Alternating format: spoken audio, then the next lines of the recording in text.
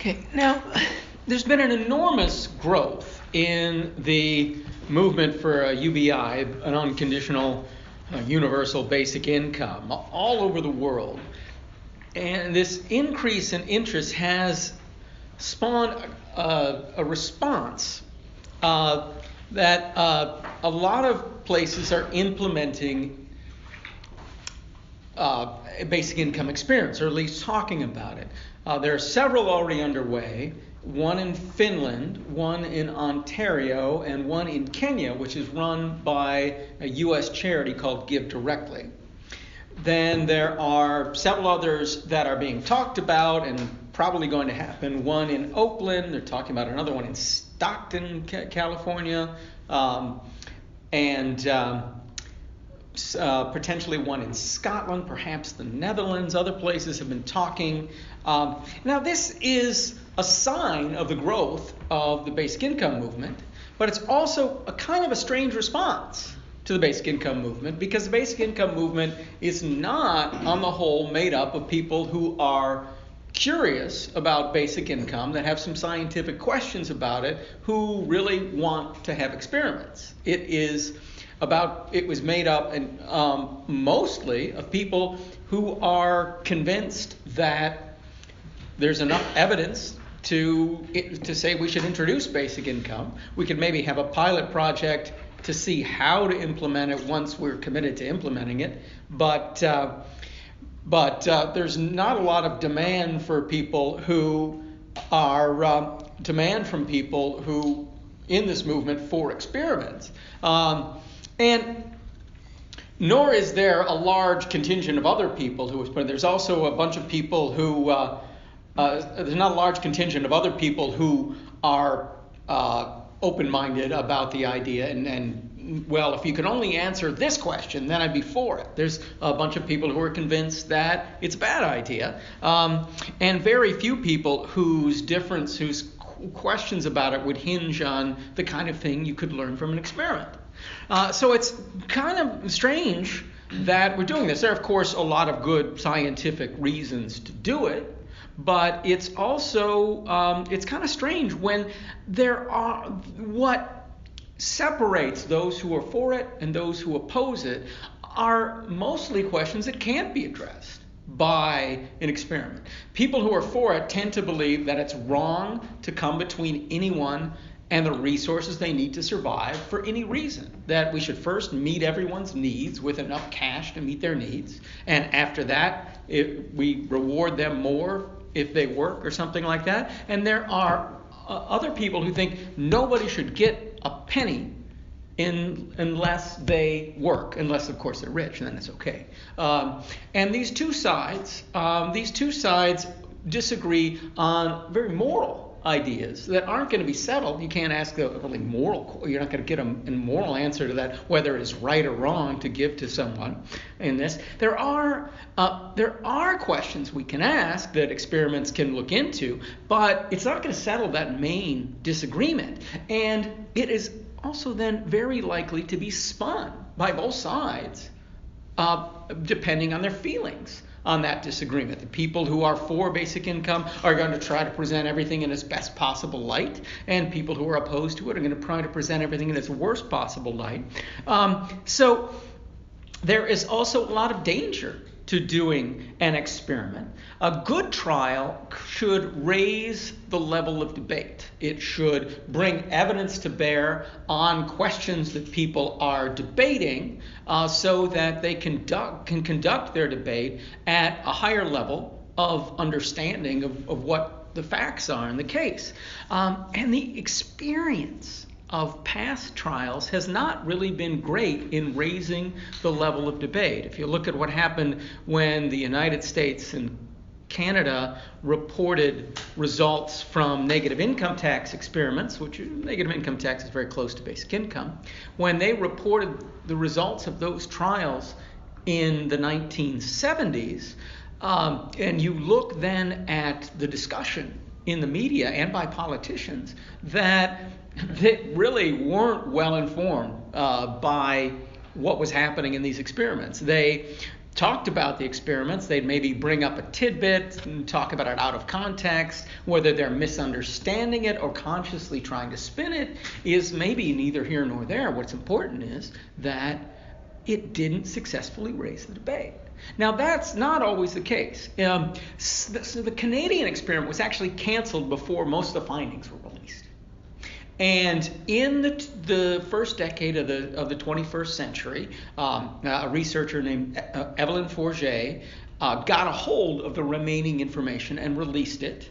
And actually released it in a way that people understood it better, and it had a much more positive impact on the debate. Also, there was an experiment in India in 2011 through 2013, and another sort of a pilot project that some people don't want to call an experiment because it didn't have a control group, in 2008 through 2010. And both of those took basic income from being a really outside idea that was not involved in the political discussion, and made it something that was part of the political discussion, and did it with good evidence, and made people understand better what it was that they were trying to say.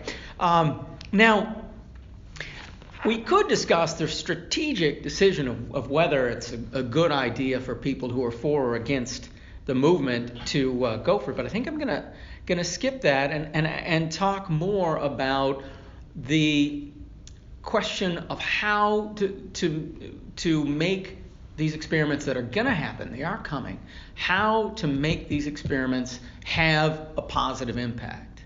And in order to do that, you've got to find out what goes wrong and why. When you have an experiment like this, why can it be a good experiment that finds interesting scientific results and yet sometimes so fail to raise the level of understanding on politicians and the people debating it? And that's what this book project is all about, is trying to figure out what are the lessons we can learn from the experiments we've done so far, for the people who are conducting the current experiments and the people who will be writing about them, whether they're conducting them or not, to do it in such a way that it is really going to raise the level of debate. So you have to understand the pitfalls of what could go wrong with an experiment if you want to do an experiment that is going to go right. So let's get to it. I think probably the source of all of the problems has to do with a long chain of discussion between the people who need to learn the information, through the people who are going to be finding the information, and then back to the people who are actually going to need to learn from this information. Because this is something that is highly politicized. It's not something that was outside the political debate, not even a movement for it that some researcher got a grant for. It's nothing like that. It's something where the desire for these experiments is being driven by the existence of a political debate. And so it needs to inform that debate. A lot of time researchers get sometimes large enough grants to do something like this on their own, really not necessarily connecting it with politics. Those kinds of researchers can be a little more free from the worry about will it be spun, will it be misunderstood, and will it actually raise the level of public debate, when actually they're producing research for other researchers, which is what, of course, most researchers do. This is research that is certainly going to be used by the public and the media and by politicians. That makes this research very important, but it also makes it easy to misunderstand. So let's talk about this chain. So you got a movement for basic income, and then you've got a counter movement of people who are against it. And those are the people who are debating it. And then politicians get involved. Politicians are also involved in that debate. Now, this debate then is bringing in the politicians. And then the politicians, policymakers are, in some cases entrepreneurs, are making the decision to have these experiments. So the people making the decision to have these experiments are already once removed from the people who've been debating this and raising the issues. Then the policymakers, mostly politicians, in some cases entrepreneurs in Oakland, and in Oakland it's actually it's actually a group that normally invests in companies, that is also does some work in nonprofits that is doing this, and they're doing this because they're tech entrepreneurs that think that automation is costing too many jobs. In Kenya, it is actually a charity that's doing it, that was using evidence-based research in the past to find out what kind of charities work, and their evidence-based research has driven them farther and farther into the basic income model. They were for a while giving people one-time chunks of money. Now they're moving towards something closer to basic income, where they give a little money every week to an entire village. So you've got in that case you have a different kind of entrepreneur. You have a nonprofit entrepreneur. You've got the for-profit entrepreneur in their side business. And you also have some activist entrepreneurs. The Indian and the Namibian experiments were funded very much by people who are committed basic income supporters, who raised the money to have it done, and also got some grants from their governments. Now, but it tends to be, and of course that's a pitfall itself, if it is actually funded and run by big supporters, that tends to bias things in favor. When you ever have someone who is if you're funded by the tobacco industry, you're more likely to find tobacco is less harmful. If you're funded by the caffeine industry, you're more likely to find out caffeine's good for you. And the same thing if you're going to be funded by basic income supporters, or you are a committed basic income supporter, you're like to find it. But you have the advantage, of course, you are in that debate. One advantage that might make up for that bias, if it's run by the people who are committed to the idea, you've got this bias that they're going to be more in favor, but you also have that they really understand the debate. They know what's important. So it's less separated but more biased. But more normally you get from people to politicians, and then the politicians are making the decision, and all they know is, some of them might be very interested in the idea, but many of them are far removed. And so these politicians are going to hire researchers. So that makes the researchers now 2 degrees separated from the actual debate. The debate to the politician to the researchers. And maybe we're going through managers before them, which could create a 3rd degree. Now, researchers are then going to conduct an experiment, and then the researchers will have to write about the experiment. Now, researchers are professionals at writing for other researchers. They are, almost all of them, amateurs at writing for the public. I write for the public a lot, but I've never had any formal training in writing for the public. So, nor do I get paid for that. So I guess I'm still a very busy amateur when I write for the public. I don't know if that's true for a lot of the rest of you who also write for the public. Now they can hire science communication specialists. There's another degree of separation.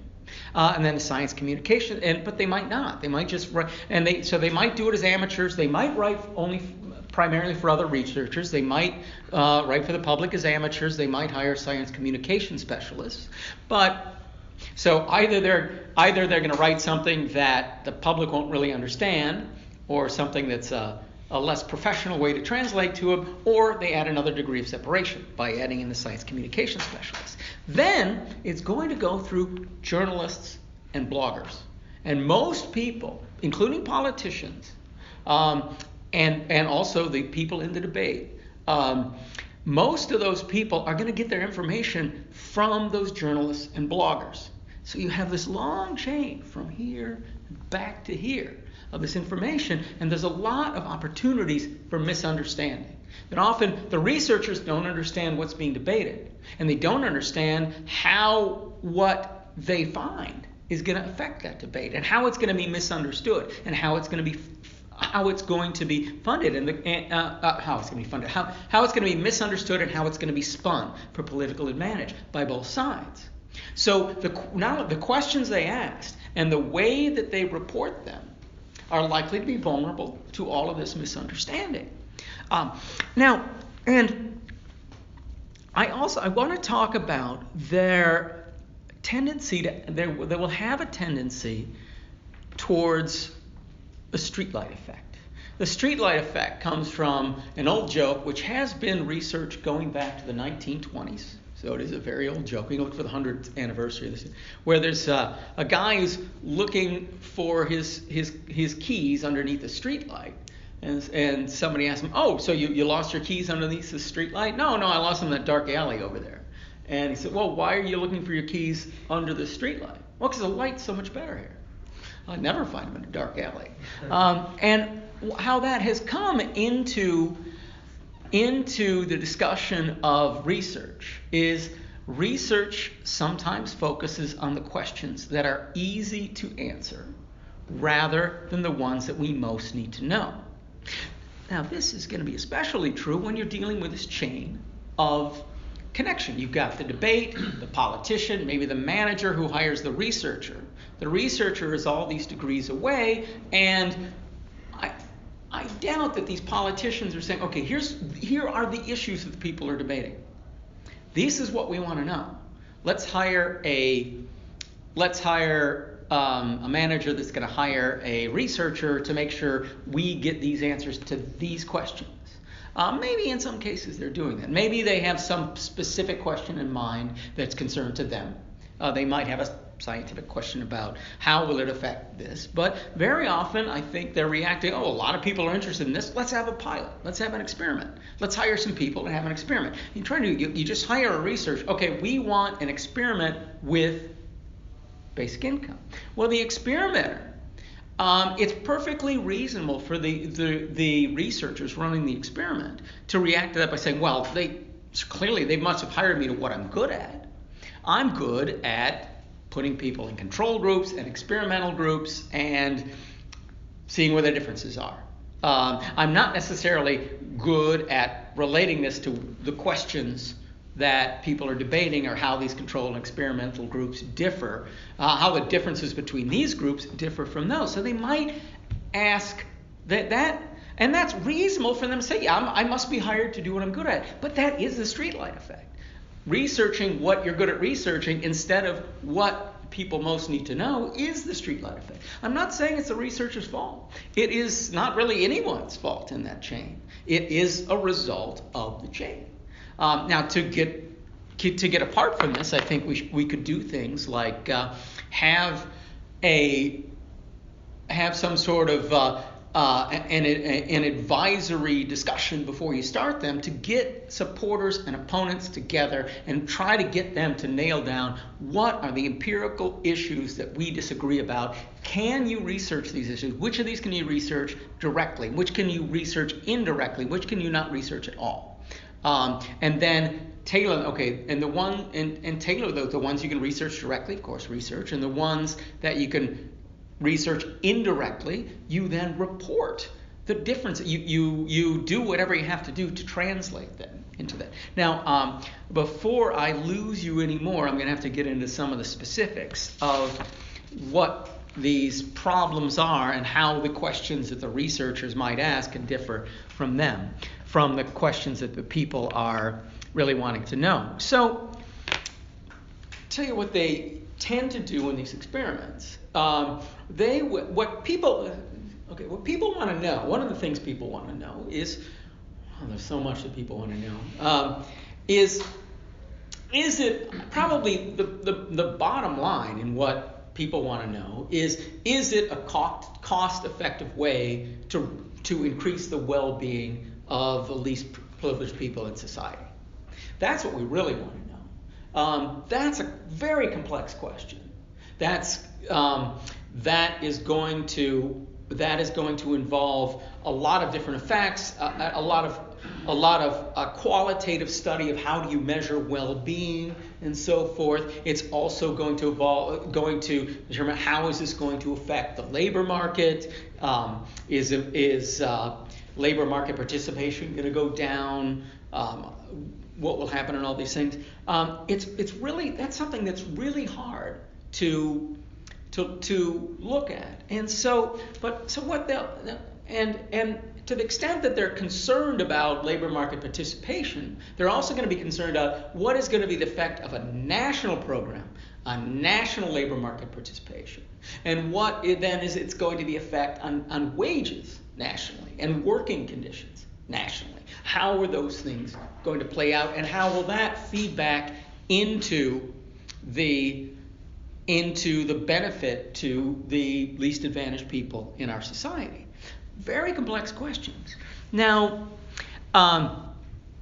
what researchers tend to do is they can't, first of all, there's so much they can't study. They actually cannot directly study the outcome of a national program, because a national program is going to involve a basic income for everyone, and then also new taxes for everyone to finance that, and the taxes will be proportional to probably income or property ownership or resource ownership or something. So some people are going to pay more taxes than they're receiving basic income, and some people will receive more in basic income than they pay in taxes, and a lot of people will be in the middle, where they'll receive a little bit more in basic income than they pay in taxes, or they'll pay a little more in taxes than they receive in basic income. So it's going to affect people throughout the distribution of income differently, and a lot of them it's going to affect negatively. But you can't study the people who it's going to affect negatively, the net taxpayers, because you can't have an experiment where you say, okay, we're going to put you in either a control group where you pay the same taxes you're paying now, or we're going to put you in an experimental group where you're going to pay higher taxes. Nobody's going to volunteer for this study. So you can only study the net recipients. But if you study only the net recipients, and you divide, then you're going to take net recipient, or you're going to study people near that net recipient level. You study them. You are then going to divide them into control and experimental group. What you report, the differences between these groups, no matter how randomly you make that selection, the differences you report between those groups is going to be a tiny fraction of the differences in the entire population. If you find that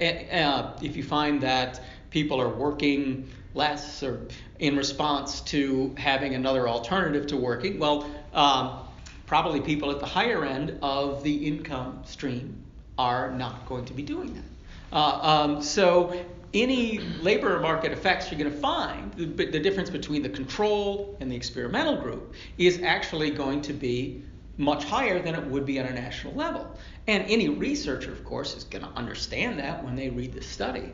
But when you report a study, as they did in the 1970s, that the experiments found that, on average, primary breadwinners across the 4 U.S. experiments worked 5 to 7.9% less than the control group. People widely misinterpreted that as being, well, that means that if we have this 5 to 8% of the population is just going to stop working. Well, first of all, this was not drawn from the entire population. As a matter of fact, those experiments were not even drawn from the entire low-income population, because they were actually drawn from people who are right around the margins of poverty, not people who are living full-time off of welfare or other benefits. And the reason they didn't study that group was because, well, that group, most of those are probably going to, if they're living off benefits now, will probably live off this the whole time. And that's going to be really expensive to study them. So we'll leave that group out, and we'll study like the low end of the working population. The thing is, the people who are on benefits full-time are the people who are in the poverty trap. That is one of the things basic income is supposed to solve. The low-end people most likely to work more were left out of the 70s experiments. And then when you're testing this group that is right around the margins, these are the people out of the country who are most likely to respond by working less. Because if you go to higher incomes, if you're making $100,000 a year, a $10,000 a year basic income is really not an attractive reason to quit your job. They're studying the people who are most likely to work less. So this difference between the control and the experimental group tells you very little about the national. Well, it tells you a little slice there. And it's fine when you're reporting that to researchers who understand it. But when you report that in the media, who with headlines like negative income tax causes drop out of labor market, negative income tax harms the work ethic, you get these sort of headlines. There is a big misunderstanding about what that means and all the things we didn't study, including those off benefits who might respond by working more. And of course, there are a lot of other things that were left out of that, including that when people work less, when people work less on average, that doesn't mean that 5 to 7.9% of them are dropping out of the labor force. It means that in a typical week, the control group is working 5% less, 5 to 8% fewer hours the experimental group is working 5 to 8% fewer hours than the control group.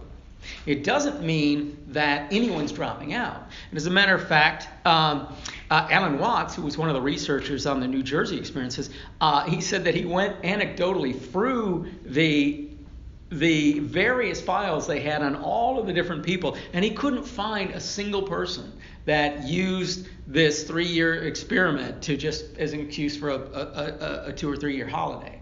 Nobody was doing that, and very few people also declined their working hours by 5 to 8% per week because you can't. You usually can't, if you're a low-income worker, you can't just say, I'm gonna work 5% less hours this week. You get fired, if you do that. You have to work the 40 hours, or you have to work what they say. It's not all that flexible. There's some cases where you can, but it's often not that flexible. Now, what it was actually, the main response was also not even them being more likely to quit. What it was if people lost their jobs, the experimental group would take longer to look for their jobs, would take longer to look for their next jobs. Whereas the control group needing another job in a hurry would get a job more faster, and the experimental group would spend their time looking for a better fit, which is not wholly a bad thing. It was interpreted and it was spun as wholly a bad thing. Also, there was an assumption in a lot of the writing about it that the lower class was working the right number of hours to begin with. That is spin to begin with. Who says that the lower class is already working the right amount? I think it's very possible they're working too much. And another thing is that when you do that, then when people do work less for whatever reason, the economic theory predicts that there will be a demand response. That you will, that if in the words of economics, if labor supply shifts to the left, you move along the demand curve. So you get an increase in wages and a smaller decrease in the unemployment level than you do at a fixed wage. That demand response cannot be tested in a basic income experiment or a negative income tax experiment. It can't be tested because you're randomly drawing people from around the economy. It is like the sense if you had, say, at the height of GM when they had 100,000 employees, we say, well, if the motor workers union decided, well, we want to find out if strike works, we're going to randomly select 1,000 people working for GM out of the 100,000 people working for GM around the country. We'll randomly select 1,000 of them, have them go on strike by themselves and see if that works. Well, obviously that's not going to raise wages. They've got 99,000 other employees.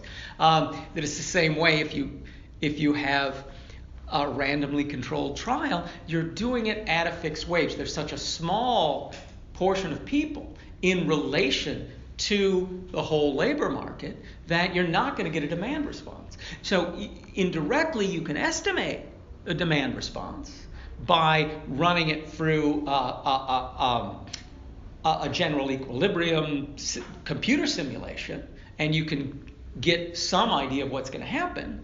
That was done to some extent in the 70s experiments, but it wasn't well reported. People reported this figure of 5 to 7.9% as if that was a bunch of lazy bums dropping out of the labor force, and no idea that actually this is the first step in something that's needed to raise wages, and maybe wages need to be raised. Maybe that's a good thing. There's two sides to this. Largely, the possible effect on wages and that this would counteract the employment effect was hardly discussed by politicians or in the popular media at all. And then there was another interesting finding that it took me a long time reading about this to even find this, is that one of the things they learned was that this decline was only a relative decline.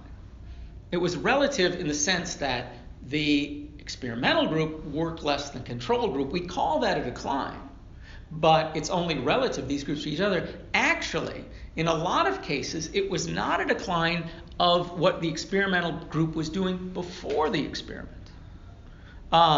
or the control group was doing before the experiment, because whether or not they were in the control of the experimental group was not the major causal factor of whether or not of how long they worked, or whether or not they searched for another week before they got their job. It was not the major causal factor of how much people worked. The major causal factor was the macroeconomic health of the economy. When unemployment was low and there were a lot of good jobs available, both the experimental and control groups worked more. When unemployment was high and there were not so many good jobs available, then both groups worked less, and the experimental group worked a lot less compared to the control group. So the major causal factor is not even whether people are getting basic income, which of course says then we can counteract, if we don't like the employment effects, we can counteract that if we have a macroeconomy that's going to provide a lot of good jobs. So all of those subtleties were lost on people, and all of those subtleties are in danger of being lost on people again when we do these experiments again. So it's very important that the science communication specialists or the researchers who are writing about this understand that how little the public will understand of what they've actually found, how different, what their comparison of the experimental and the control group, how different that is than these national questions that people are asking. And even an excellent science communication specialist, I don't expect to do that, because you have to be not only a really good science communication specialist, but you have to be one who has really studied the basic income debate. Because what a science communication specialist would usually do is make sure people know what a control group is, and they know what an experimental group is, and they know what a random controlled trial is, and they they understand the findings on their own terms. But a science communication specialist is not usually responsible for saying, and understanding these experiments on their own terms, what are the differences between that and what it is you're actually debating? That is a question that I'm sure no one's been professionally trained for. Someone will have to learn that as they go, to how really to translate that. And of course, if the researchers don't, if the science communication specialists don't succeed in doing that, then other researchers who aren't involved in the experiments will write about them. They can try to do it, informed journalists can try to do it, and members of the public who wish to be informed can try to do this and try to make this understanding. I'm not trying to blame anything on the researchers. It's a chain of communication that makes it difficult for everybody. It's no one person's fault, but it's something that's going to take hard work to overcome. These kinds of misunderstandings are a real pitfall, and when you get this, you're very likely to produce an experiment that does not successfully raise the debate, where the results fall victim to spin and misunderstanding and whatever else. So what else should I? So now there are other pitfalls that I want to talk about, and that includes the community effects. Is that, I guess I alluded to one, raising wages and improving working conditions on a national level. There's no way you can study that in an experiment. That's a community. You'll only know that if you truly do a national test.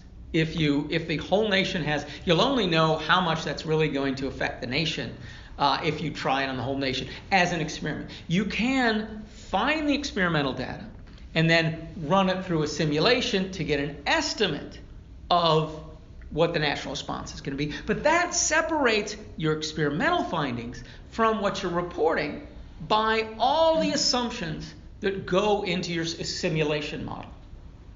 And so that report, the thing people want to know, is going to be affected only partly by your experimental growth, your experimental results, and largely by whatever assumptions you've put into your simulation model. And people want to know, well, what actually did the experiment find? Well, what the experiment find is actually different than what you want to know.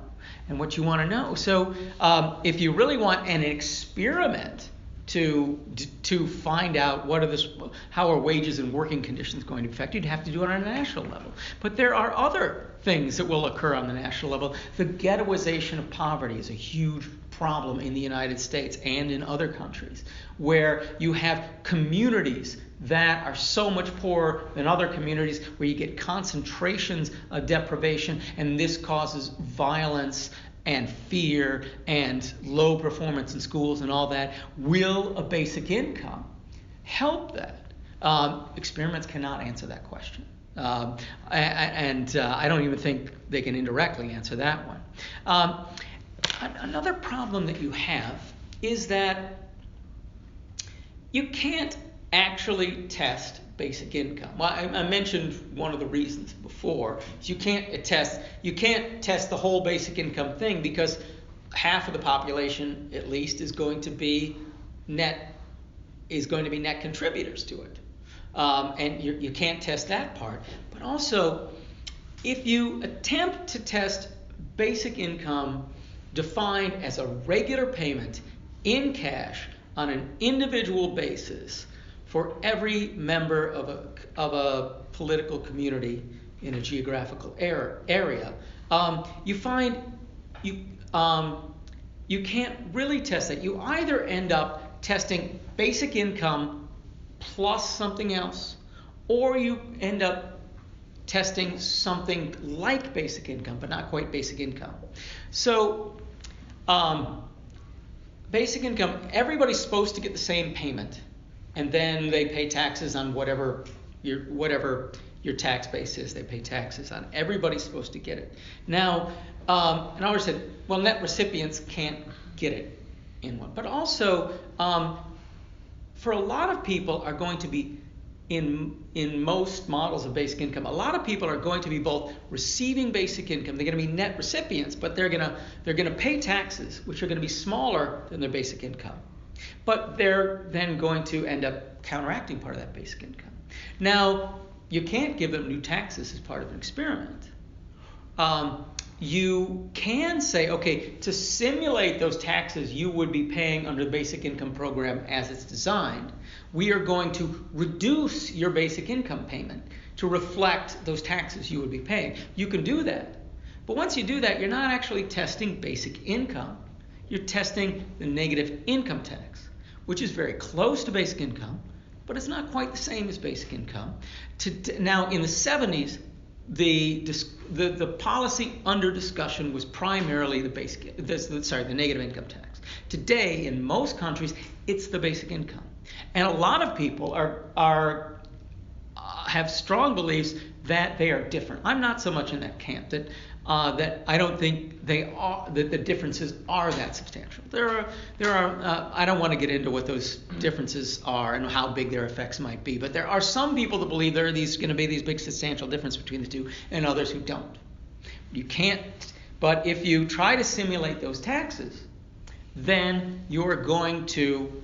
If you try to simulate those taxes, you're going to actually be testing a negative income tax. So, of course, you can't really say anything about the difference between a basic income and a negative income tax in a test. So another way you say, okay, well, we only want to test basic income. So we're only going to give we're going to give a full payment to everybody who gets it. You can do that, but then you're exaggerating how much either you're focusing on the very tiny slice of the population who will really be getting pretty much only basic income and aren't going to be paying any new taxes for it. In most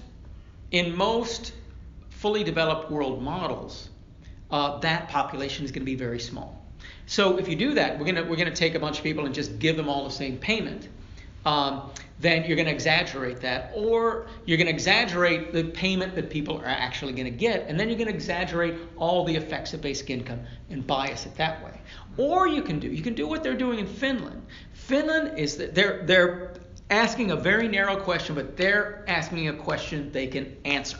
It's one good thing I can say about the Finnish experiment. They're only taking people who are already on long-term unemployment insurance, and they're finding, okay, where you are in the control group, you stay with the long-term unemployment insurance. You're in the experimental group. We're converting yours to a basic income. You can come and go from the labor market as you want. The people in the unemployed group will, the control group, have to stick with the rules of the unemployment insurance, where if they go into the labor market, then they lose their eligibility for unemployment insurance. You can do that. But if you do that, you're testing just this tiny, tiny sliver of the people you want to know about. Now, this is not so true if you do it in the lesser developed world. The Indian experiment was run in small towns, where in a very unequal society, where probably they're not going to have, where they can have a really small basic income, and probably they're not going to have any new taxes on the people in this small town poverty. The taxes will all fall on people with higher incomes, but then still they're only assessing the impact on some of the population, not all of it. So either you take basic income plus more money than the people are actually going to get, or you end up testing only basic income, or you end up testing it on a very small group. So these create additional problems. Another problem you have is it's really difficult to separate the size of the effects of the size of basic income from the effects of it being a basic income.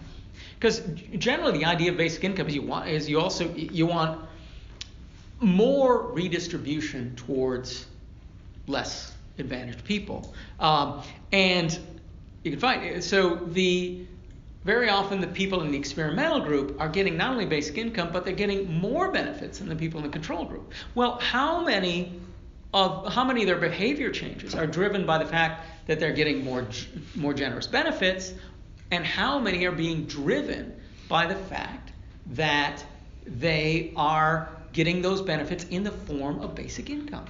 That you can't tell. Then, unless you can equal it so both are getting the same size, but it's kind of a judgment call of what do you mean by the same size, because they're going to have different overhead costs, and they're going to have different side costs, and the cost of them depends on how many people are net recipients of each one. So you actually don't know what it is to make an exactly equal comparison. So you have that pitfall. You've got to, not only the researchers have to understand these, but they have to understand how to translate what they find into what people are going to understand on these issues. So it's very complex and difficult, and it's very hard to actually effectively raise this level of debate. All right, now I've got a lot more I could say, but I think it's probably best to go to questions since I've talked for 45 minutes. I'd like to ask Jose a question, and that is, this is a general research problem, right? How are our students doing in understanding social science research methods? You must do this. You all must do this. Bad. Yeah. Because a lot of it just has to do with basically how to read a chart, right? Yeah. And what assumptions lie behind There's it. nothing like research design here. Is that why you're Don't do- introducing this new course? Yeah. How about your students? Well, in economics, we have the senior seminar, which we're now taking, and everybody has to go through it. And I think there's a lot of empirical tools that the students learn, as well as how to set up a research question and how to answer it. Find the right data, clean it up, and suited to your question that you're trying to answer. Yeah, so that's How much of this is addressed in 320, in the basic intro to stats? I mean, I don't know how Professor Westbrook teaches it. They don't. No? No. So The quantitative course is just statistics, so they don't know how to connect that to research design. That's why we need them to take first cognitive methods. Oh, We what? understand this. Uh, Fields of research design. When I taught micro and macro, I had difficulty getting students to understand what it means to say the supply curve slopes up and the demand curve slopes down, other than how to draw them, what that actually means, to really interpret the meaning of that. Is difficult. It's really difficult to understand this technical stuff. But it's a general problem with research. But the more politically relevant that research is, the bigger that problem looms. And this is very politically focused research. Yeah, because what you're talking about strikes me as a general problem. Mm-hmm. I mean, whether you're studying income support systems, or whether you're studying selection of mates. Yeah. You've got this same set of issues across the spectrum. The one thing I didn't understand is when you said you've got a debate group and you've got politicians. What did you mean? What is the mechanism by which? Do you mean like the National Science Foundation? What do you mean by a politician? Who's distributing the funds, judging the research? For the most part, these studies have not just been somebody getting a grant. They're too big for that. It's not just something you go to the National Science Foundation and get a grant. It is the U.S. studies were all created by an act of Congress separately. And the Finnish one was created by an act of Parliament. As a matter of fact, Finland had to change the law. They had to, because something like the Equal Protection Clause, their equivalent of the Equal Protection Clause of the Constitution, of our Constitution, they had to change that because under this experiment, if you're unemployed, you are not guaranteed equal treatment. Some people are going to be put in control groups, other in experimental groups. That is not equal protection of the laws. That's different protection of laws depending on random selection. And I think the exception they wrote in was unless it's an experiment, which is, I think, a very sensible way to make an exception to that. Or a horrendous, dangerous one. Well, okay. Well, hopefully it's a terrible experiment. Well, yeah, unless it's an experiment that is, not likely to cause substantial harm to one group or the other.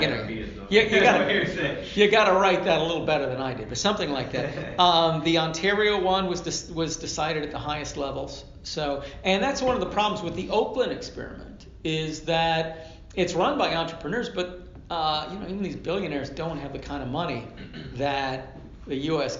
government does, and so the sample size is too small. Well, nor are these business people responsible in the same kinds of ways that a politician would be. Right? Well, if the venture capital company Yeah. ultimately proves to have made an enormous mistake and 100 people are impoverished, Well, luckily the consequences are a lot less than would be potentially for a politician. That's true. Yeah, so they're free. That's different though in Kenya, because the poverty level is so high that a basic income. I was really encouraging them to do a basic income of at least. I was trying to get them up to $2 a day, and they convinced me that was impossible. Not because they couldn't afford it, but because if you do that, then the town that gets the basic income, they're doing it by town. People had fled into that town. Well, no. You have taken this town and you've given them an income that is 4 times as much as the average income in the next town over. So we think of, this experiment as like just bringing people a little bit up from poverty and close to the majority of their neighbors. This is putting them way ahead of their neighbors. So like to get like some of them as high as $1 a day even creates some of that risk. So the downside of this, there's only so much you can help one group without while you can't help the whole country. But the upside of that is you can have an experiment with a lot of people. So they've got a lot of villages involved, even though it's private money. Carl, what is the difference? In some cases, it's whole local communities that they use, like in Kenya and India. Yes. But it seems, if I understood you correctly, that the experiment in the 70s in the USA is taking a random sample of the whole country. Well, not of the whole country, but random samples of various communities. Okay. Yes, but there were no saturation sites in the 4 U.S. experiments. There was a saturation site in the Canadian experiment, where they gave the entire town of Dauphin, Manitoba, was eligible for a negative income tax for 3, 4, 5 years. And then there was also some randomness in the city of Winnipeg. Now, Finland, Scotland, and Oakland, a saturation site is not on the charts. This is not being discussed. And it's actually, I just learned this from Evelyn Forget today, I think it was from her, that it's actually harder to do a saturation study now than it was in the 70s, because it's harder to protect your sample.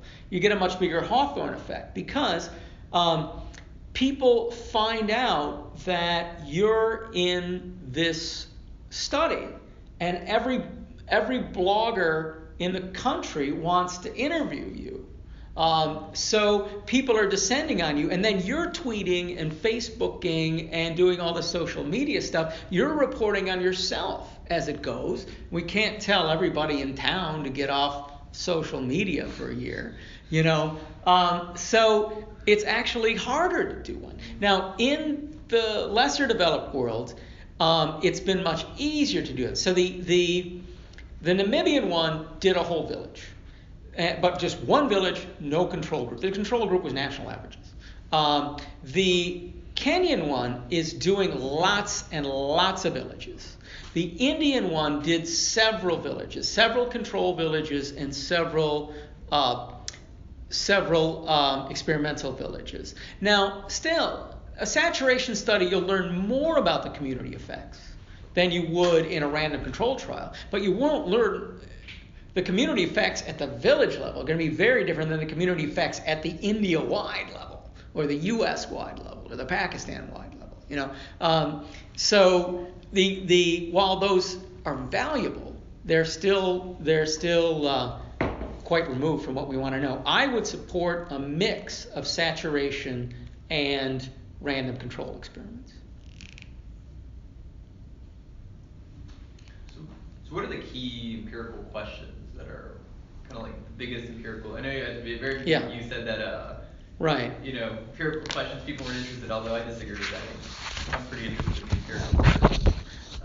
But I mean, what do you think are like the 2, 3 biggest empirical questions that people ask about? You may be interested, but I bet even you, I doubt that this is going to make the difference. Like there's something here that you don't know that is going to make the difference between you're for it or against it. It could be. I mean, depends on how it works. It could be. My guess is that the results would have to be pretty surprising, at least. But that's what I was going to say too. Yeah. Actually, I mean, I'm not sure I buy this. That I mean, there may be certain groups of people who are not interested. Mm-hmm. But there are others who clearly are going to be evidence driven. I mean, their interpretation of the evidence is not a question, or the quality of the way the evidence is presented through the media is another question, which is a problem you get with any kind of research, or whether on medical questions and so on, right? So that links me, that brings me to this another thing I find slightly, I'm not sure whether I got this right. You're talking about this chain, and you're setting up this the debate, right? The people who debate, as a kind of privileged group that really ought to be the ones that we look to, and everything else gets further and further away from it. Isn't that artificial? I mean, it's almost as if you're saying the people who debate are the only ones, that matter are the ones who are either fervently in favor or fervently against on moral grounds, philosophical grounds, not on the basis of evidence. And then you get the others who might, for completely different reasons, simply saying, hey, we've got a bit of a problem. We've got inefficient allocation of resources. We can't continue to do this. We need to get rid of it. There's too much bureaucracy. Well, looks as if there might be. Is there some way we can cut through this? We have no idea. What is the evidence? I'm just, are they not part of the debate? And aren't politicians part of the debate? I see some things that have been written about this in some media, like I think The Economist is one of my sources, like for so many other things, where it seems to be pretty, straight down the line, look, there seems to be on the surface an interesting set of questions. What's been done? What research has been conducted? And I would assume that researchers who go and do this research, they're not just contract workers appointed by managers. Very often there'll be people who know exactly how to conduct a literature survey and then derive from that what the questions are. And they may very well be people in the debate. Yes. Yeah. Yes. So I'm just wondering whether there isn't too much of an artificial division made. Yeah. And to the extent that, yes, of course there are philosophically and morally committed groups, well, they're no more important than anybody else. Yes. That is. Wow. Yeah. Okay. That like two-part question from the two of you is a very important question, which I'm certain will influence the book. Interestingly, it's going to influence in a way that is going to kind of soften my response to Dan's question when I presented this to The Economist last year, which was, do we really need a debate on this when there's this big moral question? Does the debate really answer what we really want to know? And my answer is, well, actually, there's a lot that we already do know, and there's a lot that this can't settle. Now, I have to be clear that it's not just the opponents and the supporters and opponents in the debate who are a privileged group. There's also people who are neutral observers in that debate or not yet convinced in that debate. Now, my answer to that is that there's already an enormous amount of evidence about what basic income's effects are likely to be from other sources. And there's enough evidence on just about any question you can ask that it is perfectly reasonable to have already made your mind up another way. And the remaining uncertainty, the value added that one more experiment is going to give to reduce the remaining uncertainty is actually pretty small. So that's why I'm not saying I don't think when I say I don't think it's going to change your mind, well, that's the way it came off. But I don't think evidence. It might have come off as me saying I don't think evidence is going to change your mind. What I should have come off is in addition to all the other evidence you have, what's likely to come out from another experiment, I really doubt it's going to be enough to change your mind. I'm sure you're very interested in the evidence, and it'll be interesting to find out, and especially if it's something earth-shattering enough to change whatever opinion you've drawn from that existing evidence. But the odds of that are actually not that great. But there is this...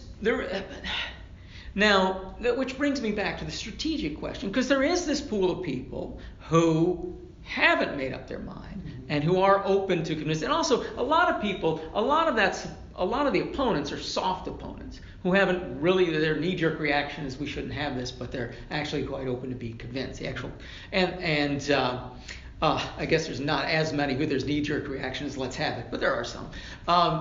And so there is, of course, a big pool of open-minded people. And I think the reason this gets me back to strategy is that maybe, despite all the fact that there is all this evidence that maybe these neutral people, if they knew that evidence better, would have made their mind up, or would have a firmer opinion. A new experiment might be more likely, strategically, to change the minds of these neutral observers than the past evidence, even if it's just reconfirming what we've already had from past evidence. So in other areas you tend to get big meta studies. Yeah. Is that something that's been done in this field? Yes. Yeah.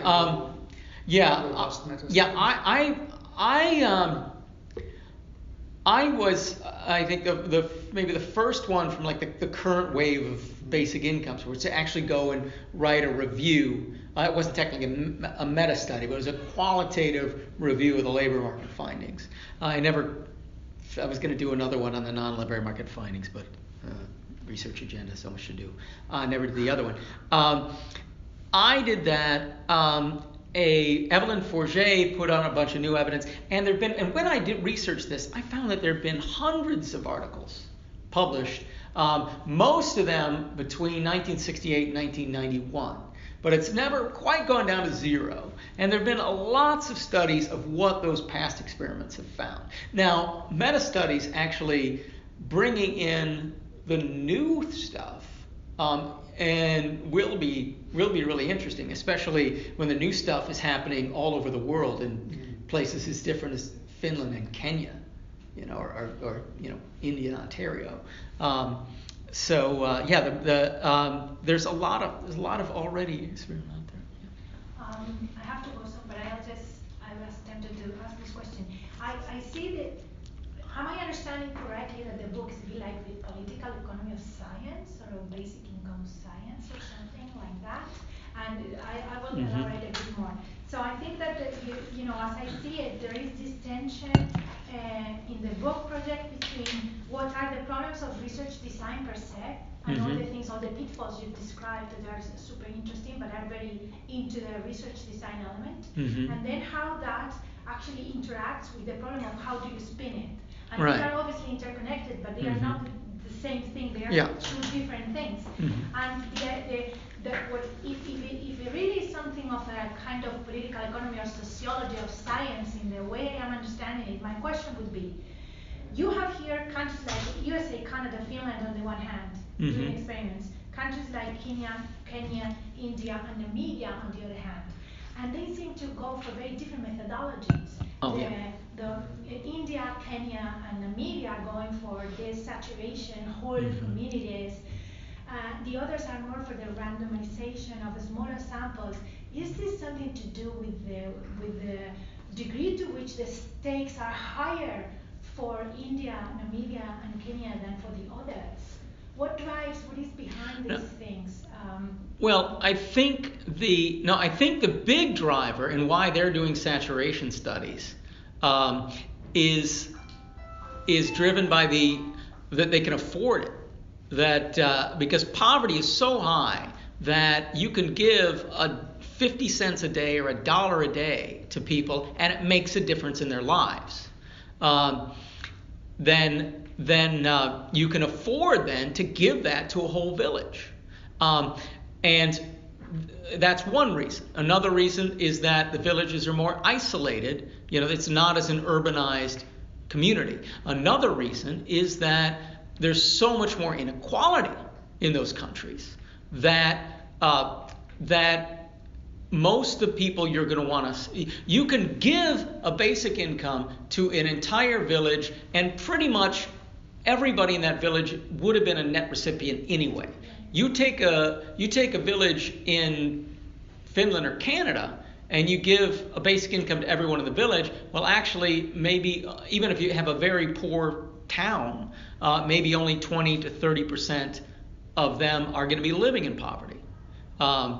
And so most of the rest will have been net recipients or something. I don't know, maybe you'll get larger figures than that. But then also that town's not going to be so isolated. They're going to be more connected to the communities nearby. Well, in Canada, maybe that's not obviously. But in Canada, you can find isolated communities, but the isolated communities are going to be then increasingly not representative of the average population. Whereas in India, you pick out a poor rural village, and that is pretty darn representative of where lots of Indians live. So I guess the further question would be, do these differences differences across countries make a difference for the way then it is spin in the debate, for the kind of consequences the research has, the way the research has been conducted, and the kind of research outcomes that are out there? Does it make a difference in Kenya or India versus USA or Canada for the spinning of it? Are the effects on this chain different? Oh, of course, yeah. All that's going to be different, of course. Yeah. And all of those experiments are also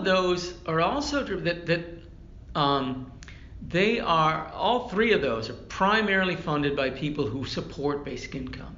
That Give Directly came to basic income through some other experimentation, but now they're very much on board. And the other two grew out of the basic income movement in that country. Which is also a difference, because one is much more policy oriented towards something that may actually become policy, and in other cases is much more like experimental in the sense that anyway, I have to go. I have a class. That was very All right, interesting. thanks. Thank you, Carla. Thank you. How many of these so-called researchers are not coming into their research with some political motivation, some political prejudice or prejudgment? Surprisingly, a large number. I don't know how many you're going to get that have no prejudgment, but a surprisingly large number of them are not being drawn from the movement. I know a lot of the researchers who are in the movement, and some of them have at least consulted on these things, but very often the people running them were simply hired as a matter of fact, I spoke to Y Combinator, who's running the Oakland project, and they kind of hinted that maybe I should run it. And I'm like, well, I'm not really an empirical guy. And but I spoke to Guy Standing, who's an empirical. He's like, oh, you can do it. You hire the people to do the technical stuff. You understand the stuff. You should do it. But basically, I basically told him, well, I'm working Qatar. You can't really afford me. It's basically. And so they hired. So what they did was they hired somebody fresh out of grad school at Michigan, very good researcher, but fresh out of grad school, more affordable. And she turns out to be a poverty expert, but she's not somebody that's been particularly into basic income before. Is there a conservative argument for basic income? My basic question is given the politicization of the American public and where we increasingly live in armed camps of Democrats and conservatives as opposed to open-minded Americans. Mm-hmm. I just wonder, is this debate going to be automatically pigeonholed as the end point of all liberal utopian thinking, mm-hmm. and therefore it's just never going to move past being a party sort of on party lines. So is there a conservative argument for this that's been made? Not that you can imagine, but that someone as a matter of fact, who might sit in behind Breitbart News could make. Oh yeah, the conservative argument for basic income was one of the main drivers of it in the 1960s and 70s. There was a welfare rights movement that went all the way up through Martin Luther King that was for it on the very liberal end, but there was also this big conservative movement that's driven by people like Milton Friedman and Friedrich Hayek. It's the idea that the welfare state is not cost effective. is that that most of the money, or a large part of the money, is going to these overhead costs. Right. If you convert that to a negative income tax, you're going to get rid of all those overhead costs. You get foods, the overhead cost of like food stamps and TANF is is a majority of what you're spending, whereas Social Security, it's this tiny, tiny fraction. Right? You could take all of these programs, replace them with a basic income or a negative income tax, and make it more cost effective. Get rid of the overhead costs, and every dollar that you're spending is actually going to help. But is any modern contemporary conservative going to take up this torch? torch? There's some, but less of it. There's a group called Bleeding Heart Libertarians who are behind it. And there's Charles Murray, who is not really somebody I want on my side. Right, but it's someone I recognize. Yeah, he's the most famous racist in the United States. Surely there's someone behind Trump. Well, he's the most famous racist who tries to say, I have proof that white people are smarter than others. Really does. Really, if I could, choose who not to be on my side, he would definitely be someone I would choose. That's interesting. I mean, of course, it's easy for us to see the libertarian or conservative argument for this, but in the world of... We've got a Congress now that's debating whether or not to take away 401ks. This is unbelievable. State and local tax write-offs. I mean, that is not an environment in which people are going to jump on ideas to share the wealth. That's true, but gay rights have made so many advances, and they're yet to become bipartisan. Because it's not about money. Well, you can explain away, but there's some things that aren't bipartisan. As a historian, of course, you're right. Things change. And also, I think if you look at most of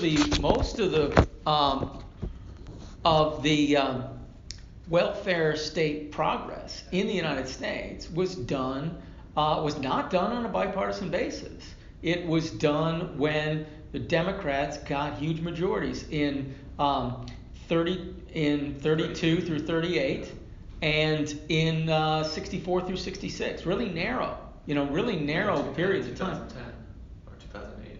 Yeah, a little bit. Yeah. Much less progress than in other ways, but there was some stuff. But the extent that it was at all bipartisan was first during World War II, when Roosevelt was so good at his job by then, he was able to say, well, we can't have this war without having a GI Bill and thanking all these soldiers. You're not voting against the soldiers, right? So we did all this stuff for the soldiers, which is good for people. And then by the end of the Truman administration, the Republicans had been the Republicans were moving in the Democrat direction to try to capture the Senate, and they did that through Nixon. And by the time Nixon came along, people were saying, we've been the Me Too party for too long, Oh, we're for that, but not as much, And since then, since Reagan in '76 started pulling the Republicans to the right, is that the Republicans started being the Me Too party, and it stopped being the Me Too party. And it didn't take long for the Democrats to become the Me Too party. And so I think if the Democrats stop becoming the Me Too party and start actually trying to really promote something better, as I see some real movement towards now that single payer is getting popular, it doesn't necessarily have to begin as a bipartisan issue. Right, although what the ACA showed is the dangers of doing that. The bipartisan attempt. Well, no, it wasn't bipartisan, and it was a disaster. Obamacare has been a disaster by any measure, by Obama's own measures. Yeah, well, whether that's because of the fact that they didn't get any bipartisan votes for it, because a lot of the bad policies in there were put in as efforts to get some Republicans on board. And the Republicans, put this in, and then they drop out. The Olympia Snow in Maine was doing that all the time. They put in all these things trying to get Republicans, and then they passed it on a party line basis, and also they were trying to give away as many giveaways to the insurance companies as they could while they were at it. That's also an attempt to go. They've got, you need some people who are really not afraid to take on those kind of interests. It just strikes me that it is a politically more desirable strategy to say this is a more cost-effective way of delivering welfare to the poor. Yeah. Which is what you just Yeah. said. The way you start. That strikes me as having broader support and more likely to be politically sustainable. Whereas I feel that like this, I think that ACA has been a disaster, but I think what the Republicans are likely to pass will be a disaster for the same reason. They're going to ram some tax bill through that makes no sense, and they're going to end up sorry about it. Yeah. Anyway, thank you very much. Oh, thank you. Yeah, thanks, Carl. Very informative.